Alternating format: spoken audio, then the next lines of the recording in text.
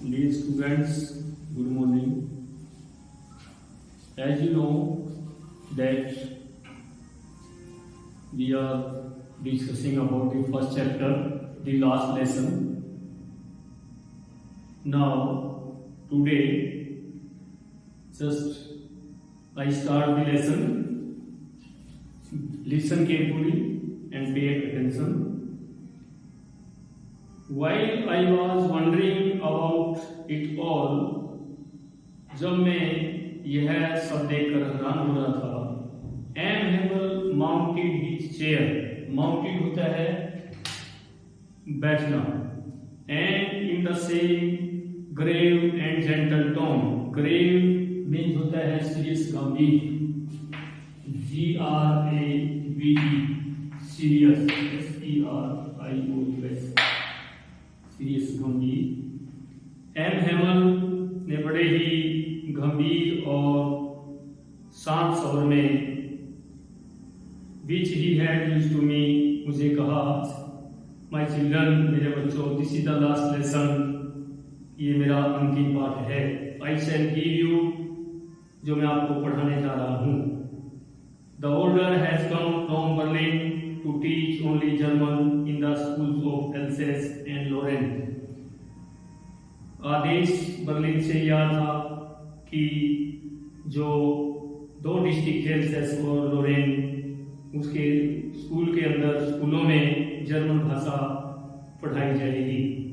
जैसा कि आपको मैंने बताया पहले भी कि जो युद्ध होता है, युद्ध के बाद जो फ्रांस के जो दो जिले थे वो जर्मन के अधीन आ गए थे और वहाँ पर जर्मन से आदेश आया कि वहाँ पर विद्यालयों में दो डिस्ट्रिक्ट थे कि एल्सेस और लोरेन डिस्ट्रिक्ट में जो है जर्मन भाषा पढ़ाई जाएगी. The new master comes tomorrow, जो नया अध्यापक था वो कल आ रहा था. This is your last tenth lesson. Here M Hamel is the speaker. He is addressing his children. और एम हेमल कहता है कि आपका अंतिम फ्रांसीसी भाषा का पाठ होगा.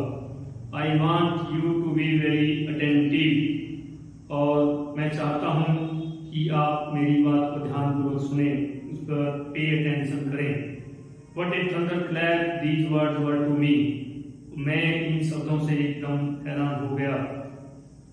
Now friends is here telling us.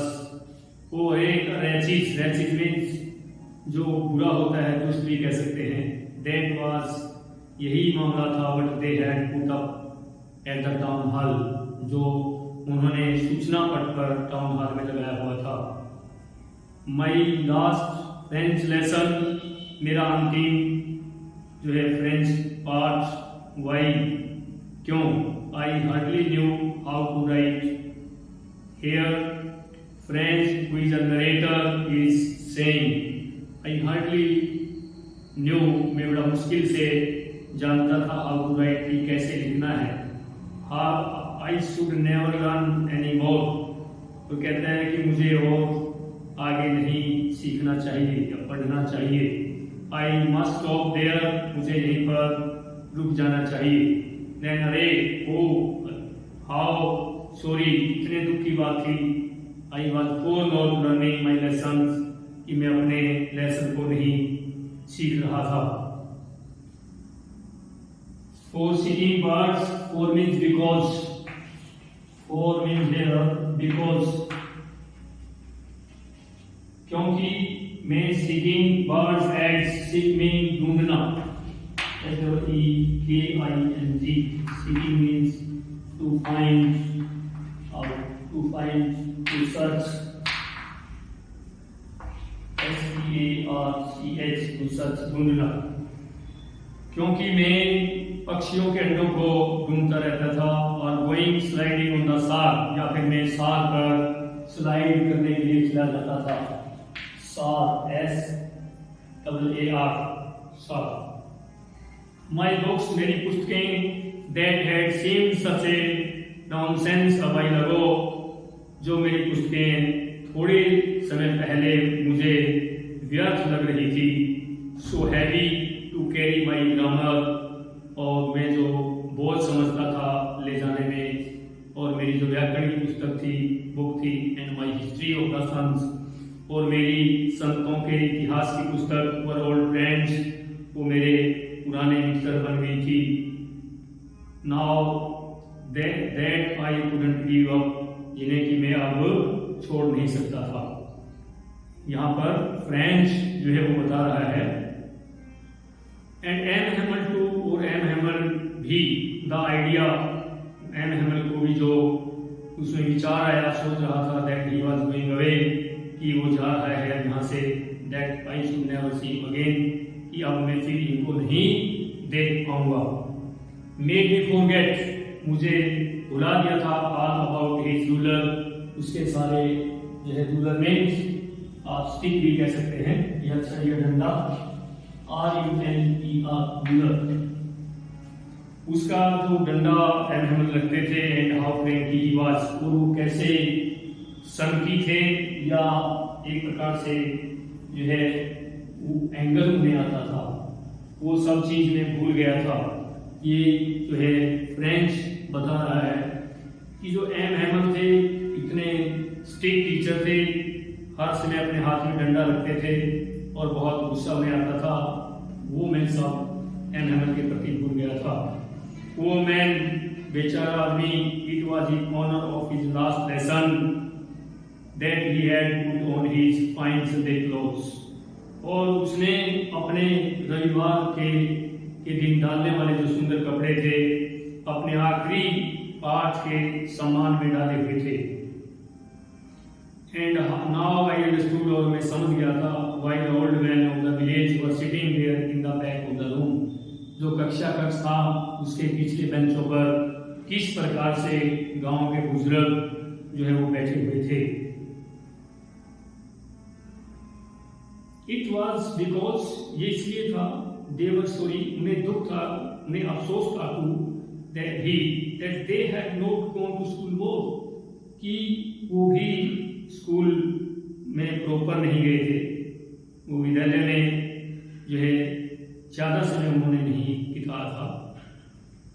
It was their way of thanking, ये उनका एक तरीका था, एक ढंग था शुक्रिया अदा करने का, और मास्टर हमारे अध्यापक का, मीन्स एम हेमल का, for his 40 years of faithful services, जो उसने 40 सालों तक बड़ी ईमानदारी वफादारी से सेवा की थी, एंड शोइंग देयर रिस्पेक्ट, और वो लोग अपना सम्मान देना चाहते थे, फॉर देयर कंट्री, अपने देश के प्रति दिखाना चाहते थे, दैट वाज देयर्स नो मोर, जो अब उनका नहीं रहा था।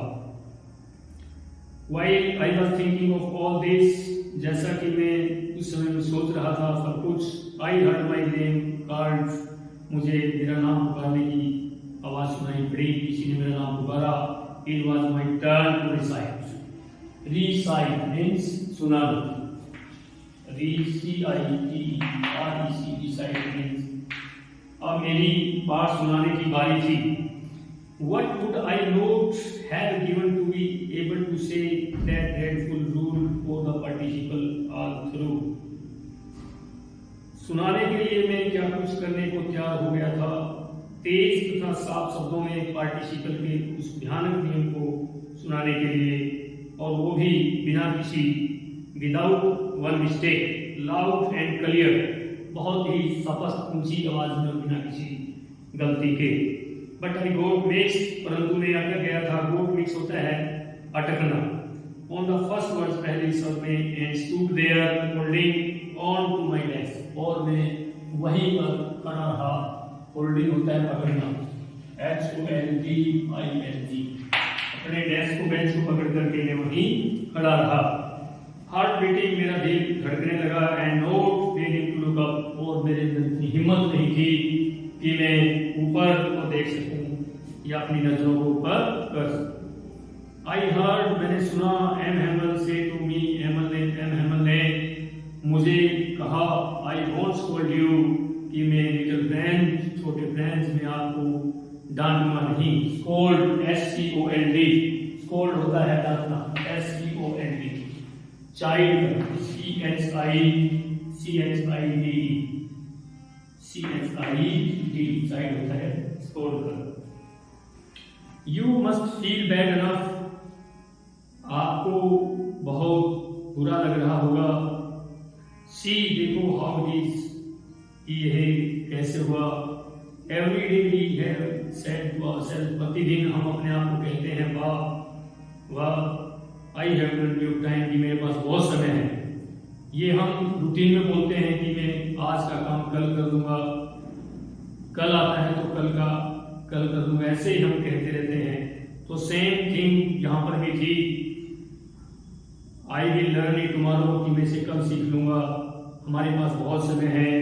एंड नाउ यू सी, और आप देखते हैं where we have come out, कि हम कहाँ पर जो है आ गए हैं। और अरे दैट द ग्रेट ट्रबल, ये तो बहुत बड़ी कठिनाई है, समस्या है एल्सेस के साथ। She puts off learning till tomorrow, she puts, she means here जितना भी कंट्रीज है उसके लिए हम जो है फीमेल में उनको कंसीडर करते हैं कि वो अपने सीखने के लिए कल पर छोड़ देते हैं। कि अल्सेस के साथ यही बहुत बड़ी समस्या है कि वो अगले दिन पर जो है सीखने की छोड़ देते हैं। नाउ दोज फेलोज, अब वो साथी out there will have the right to say to you, आप उन बाहर के लोगों को तुमसे कहने का अधिकार होगा, right to say to you, कहने का अधिकार होगा। हाउ इज इट, कि क्या बात है, ये कैसे हुआ। You pretend to be Frenchman, वैसे तो हम कहते हैं कि हम इंडियन हैं, लेकिन अगर हम अपनी लैंग्वेज, अपनी मातृभाषा के प्रति डिवोटेड नहीं हैं, हम बिल्कुल भी क्यूरियस नहीं हैं कुछ सीखने के, समझने के, तो ऐसे ही ये जो फ्रांसीसी थे इनका भी यही हाल था। तो ये कहते हैं कि हम जो है सीखते हैं, बोलते हैं, लेकिन रियल में ऐसा नहीं था, बहाना वो बनाते थे। You pretend to be Frenchman, की फ्रांसी होने का बहाना बनाते हो, एंड येट फिर भी you can neither speak no write your own language, ना तो आप नाइदर और नो का प्रयोग हुआ है जो कि नेगेटिव सेंस को शो करता है, कि ना तो आप लिख सकते हैं और ना ही बोल सकते हैं अपनी भाषा। But you are not the worst, परंतु तुम इतने भी बुरे नहीं हो, बैड वर्स बस ये कंपैरेटिव डिग्री है। पुअर लिटिल फ्रेंच, छोटे लिटिल फ्रेंच बेचारे, we have all a great deal to reproach ourselves with, हम खुद को बहुत सी बातों के लिए रीअप्रोच कर सकते हैं। रीअप्रोच करना एक प्रकार से जिम्मेवारी ठहराना, अधिकार करना।